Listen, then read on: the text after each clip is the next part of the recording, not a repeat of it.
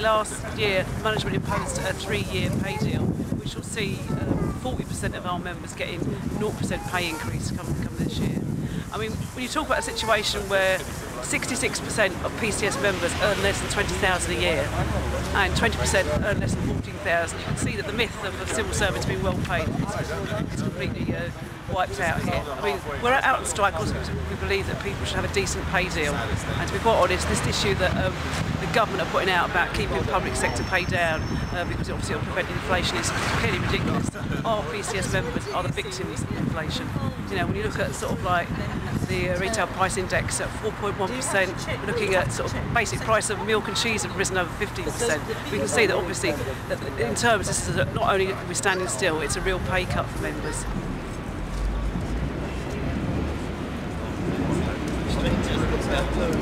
Management are here obviously because they're talking to members as they're going in. What they did yesterday was they moved forward to the gate to try to prevent me talking to members to dissuade them from going in. Because some members have turned up and didn't realise what the strike was about, so I was taking the opportunity to engage in the conversation. There was nothing hostile about it, but they came and tried to say that I've been obstructing the entrance, upsetting people and what have you. But this is quite often a tactic of management because they could see that some people are being turned away, which is obviously not what they want. Yeah, you've got some stickers there now. Really, in the last 5 or 6 years, it's gone rapidly downhill.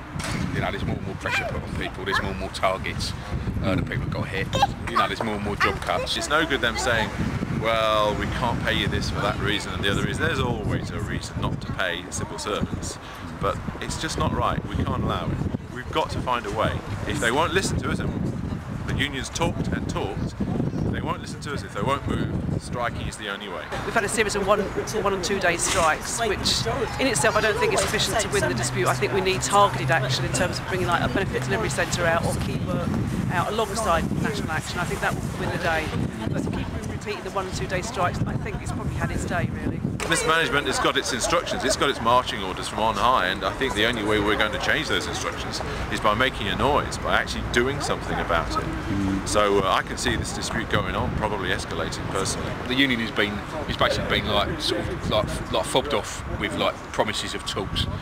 They have talks, nothing's achieved. It's now 6 months after like the dispute started, there's still nothing's happening. You know, and I think that we either ought to, like do something serious, rather than have the odd 1 or 2 day strike. I think we need unified action here because obviously if you had the tax collectors out, if you brought the passport agency, if you had the driving licence people out, if you had that kind of targeted action, actually I think it would actually have much more of an effect.